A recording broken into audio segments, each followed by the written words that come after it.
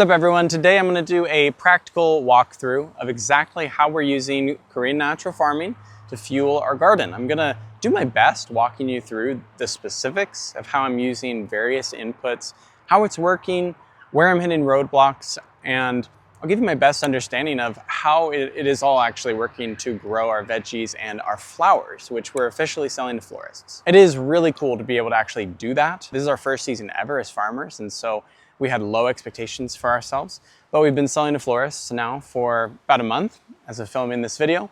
And we've already gotten to see pictures of wedding displays and flower arrangements that were made from our flowers that we grew right behind me, which is incredible. We've been eating out of the garden every single day in one way or another, and we're getting a lot of the garden actually built and expanded still. There you go. This is our first season back on this property, so it's been a journey to start this business, build a farm from scratch, raise 3 kids, and run this YouTube channel, but it's a blast. So the way that I think about a lot of gardening is that we've got kind of 3 levels of nutrition. And so we've got the soil level, or the soil layer, and that's where we supply a lot of our organic matter that microbes can help break down into bioavailable nutrients for our plants to take up through their roots.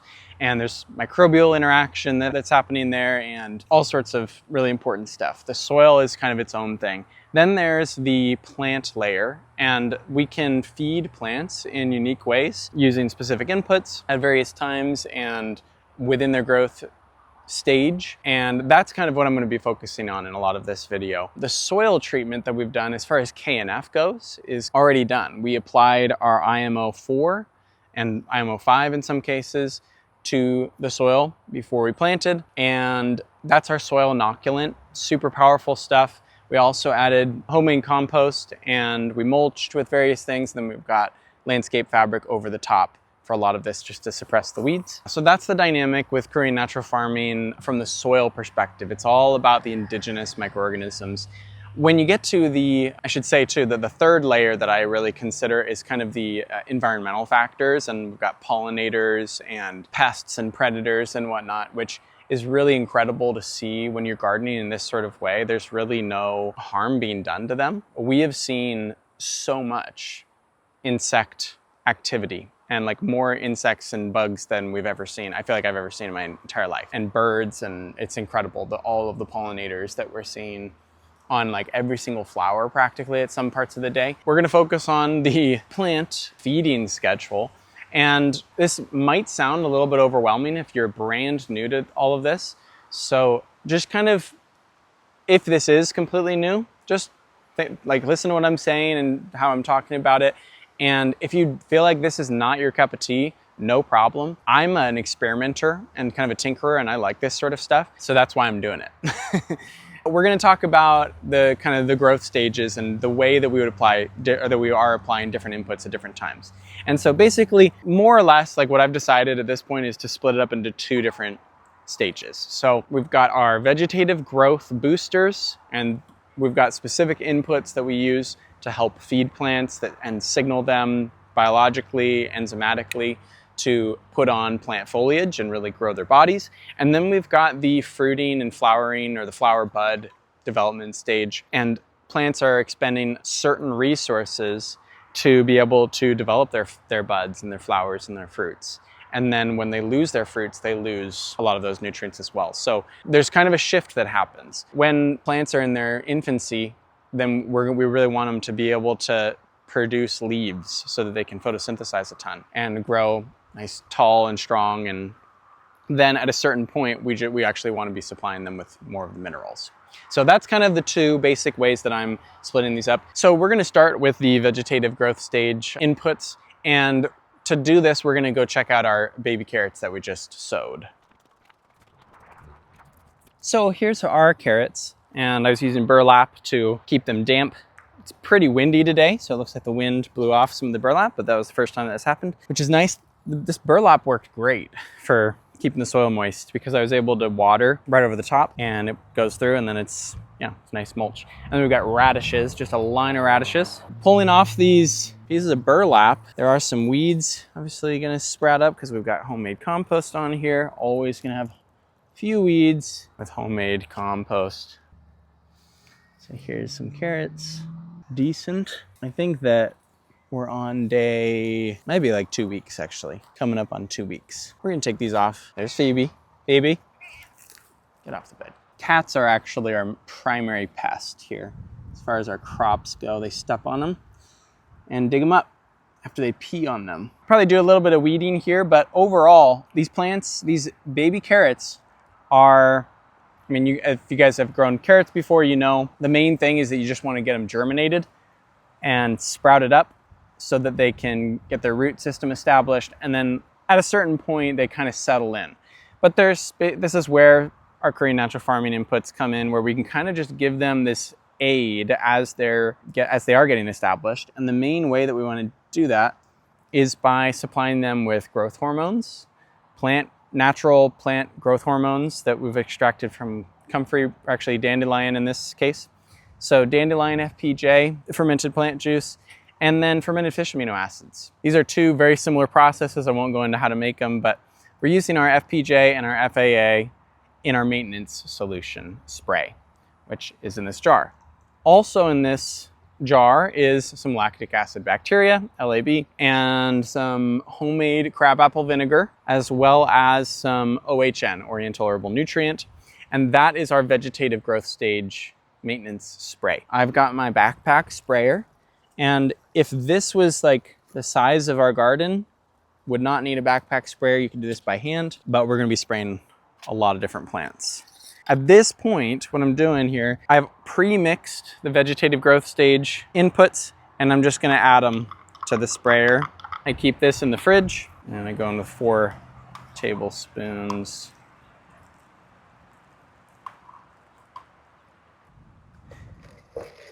Okay, and that'll start getting mixed up. And what you might notice is that is not that much of this stuff for the carrots and for all of our baby plants. So what I'm gonna do now is I will take this and then spray every plant that is not budding yet or hasn't produced a flower or fruiting. You really just need a light misting. But basically, the idea here is that you're just barely wetting the surface because the plant leaves and the stems are gonna, but the leaves especially, are gonna absorb the nutrients and the enzymes and get covered in the microbes through their stomata. So you wanna do this in the evening or in the morning, early morning, so that the sun doesn't evaporate all of what you just sprayed on it. Also, when it gets really hot, as it has been getting hot here lately, plants, curl up their leaves and they shrivel a little bit or they wilt. That's not necessarily a bad thing. They're just protecting themselves, but they're not mobilizing nutrients through their bodies quite so much. They're not like transporting water through their bodies. In the heat of the day, they're not doing that. So it's best to do it in the evening or in the morning so they can soak it up while their stomata are still wide open and accepting of all things. So just going through the front yard then, I guess, all of these things that are flowering right now, I'm not gonna be applying this particular solution. This little baby black currant, I will just give it a nice little douse. If we head on down to our really late planted Three Sisters crop experiment, I will be spraying all of these with this vegetative growth stage maintenance spray. So we've got our butternut squash, we've got some corn, and then we planted beans that haven't quite sprouted yet. All of this gets the growth hormones, the growth enzymes, the fermented fish amino acids. It's kind of like pouring gasoline in a good way on your garden, not actual gasoline. So we've got some pumpkin here. This clearly does not need any help putting on plant foliage. And even there's a little baby pumpkin here, which is great. A little gourd. We'll talk through a couple other plants that we see, but during this stage of plant growth, the plant is mobilizing calcium and phosphorus through its body, and it's drawing it up from the soil. We'll talk through the other application that we're doing, but we're gonna resupply minerals, and we're gonna signal, it's basically signaling its plant physiology to be able to know what the appropriate things are really to be mobilizing in its body at that time. The way that I see it is it's cueing plant growth stages and kind of ushering them into the next thing that they're supposed to be doing. One other thing that I do that I've been doing throughout this season is Jadon microbial solution. And this is a soil treatment, but it's also kind of a plant foliage. Like it can get on the plant foliage and that's great for the plants. But this is as the title suggests, a microbial solution. So it's not really about supplying any sort of nutrients, nutritional value, but it is going to help the soil microbes break down organic matter, break down minerals to feed the plant roots. In a roundabout way, this is kind of like a fertilizer. It's just that we've provided the slow release fertilizer in advance through organic matter. And then when we use Jadam microbial solution, it is saturating with microbes. Microbes go to work. They break down the organic matter into nutrients. How we do that is with this. And what is this, you might be asking? This is some frozen potato that's been cooked. I've started just cooking a big batch and then freezing it and chopping it up into these blocks because it's a little bit more convenient that way, because then I can just have a bunch on hand. Put this in a fine mesh strainer and then put it in this bucket of water. This has not melted yet, but once it melts, I will massage it through the bucket so that the starch gets into the water. And then I've got leaf mold soil and some sea salt. Yes, putting salt on the garden is a thing. Do it every single week. And you know what? I'm not going to explain it this time because I always explain it. People get weirded out by that. Let them. So, so this is what this looks like. And what I'm going to do is I'll hang this potato leaf mold salt solution in the water. It's going to ferment over the course of, in these temperatures, the next couple days. Cover this up. And then, yeah, a few days later, this will be bubbling and super active with microbes. And then I take this, and what I've been doing lately is I've just been putting it in this 55-gallon drum.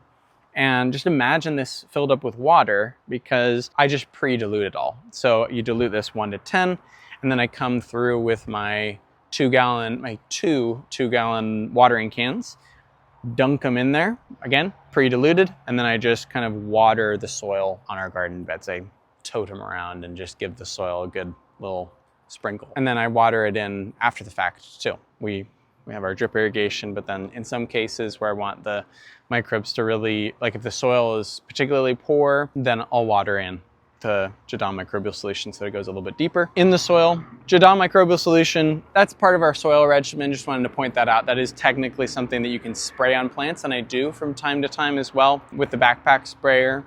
And when I apply it with the backpack sprayer, I had some of the Jadam whitening agent, which is a surfactant. It's like a soap, very clean soap, and it helps the Jadam microbial solution spray attach to the leaves. Another thing that I should say too, that I add every once in a while, just when I'm sensing that it, like, maybe our plants could use some, is some of our Jadam liquid fertilizer. Here I've got Comfrey Jadam liquid fertilizer, and then here there's some, this is Comfrey, this one is manure. that is just like pre-broken down plant nutrients, homemade fertilizer. It's gonna be a lower NPK than your standard like synthetic, Miracle Grow and whatnot. It gives something. And honestly, we're not really struggling for fertility, as you might be able to tell. Plants are doing great. We've literally applied no fertilizer.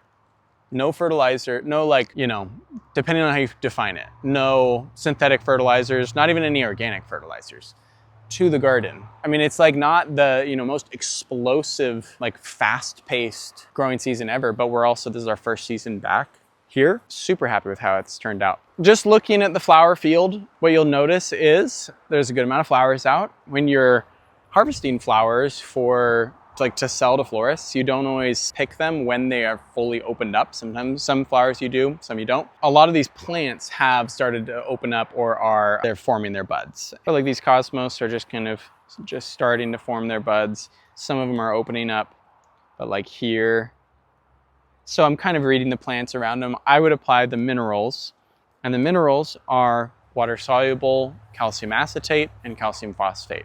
I just combine them in the same things, and I explain this in my book that you kind of introduce calcium phosphate a little bit earlier, and once, right when the buds are forming, and then when the flowers and then the fruit, you especially bring in the calcium acetate.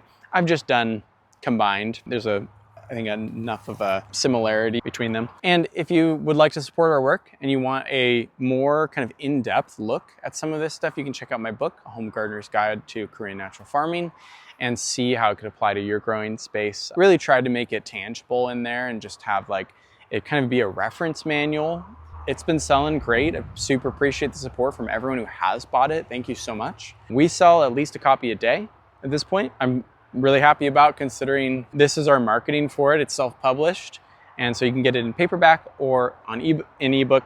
Again, I'm not shielding or trying to put all the information behind a paywall. It's just, if you want to support the channel, if you want a little bit more in-depth look at this, you can get it there in my book. Put a lot of work into it. Also, there's free resources on YouTube that you can get to learn all this stuff as well. Let's just go up to the tomatoes, cucumbers. Something that you'll notice right away is that this is a very under-kept up on part of the garden. I've let this go wild.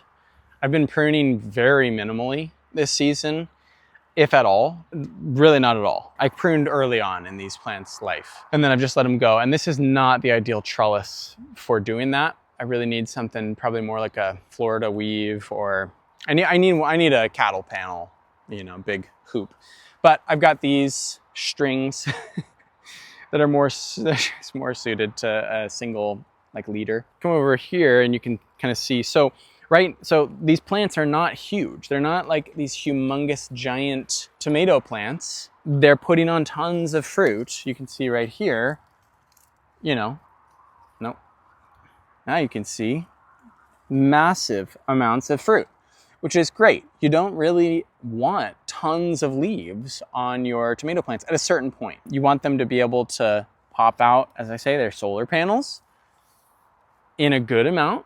And then you want them to produce hopefully like equal amounts of fruit, if not far more fruit.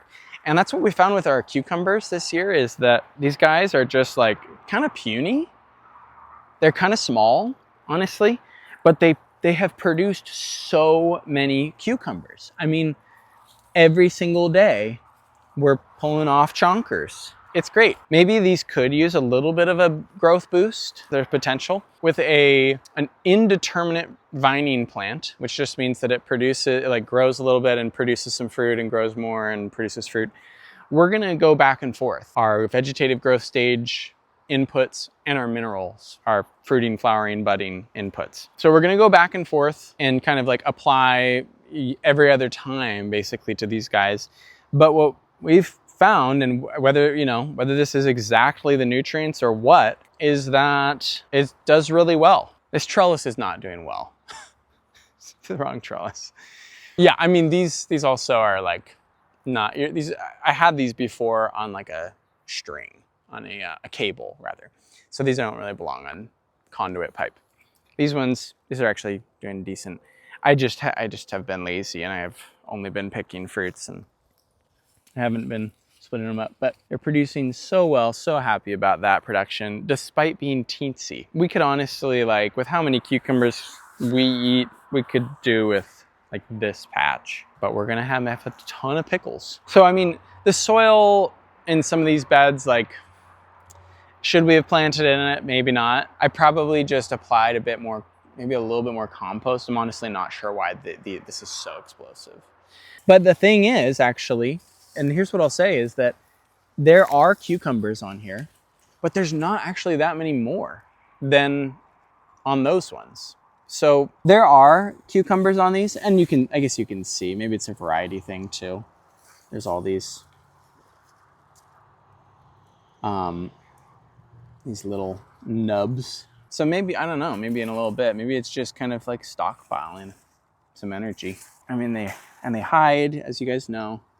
And then I was picking these with the kids the other day, and my daughter, who's 3, thought these were way too spiky, so she was not picking them. This one especially does not need like explosive growth hormones and stuff. And the tomatoes also do not. It was a windy day.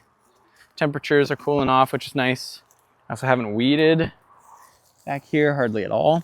So, I mean, the lesson here, nutrients and inputs and sprays aside, lesson here is just, should you prune? Should you not prune? Maybe it's a middle ground thing. Maybe you do need to prune the suckers sometimes.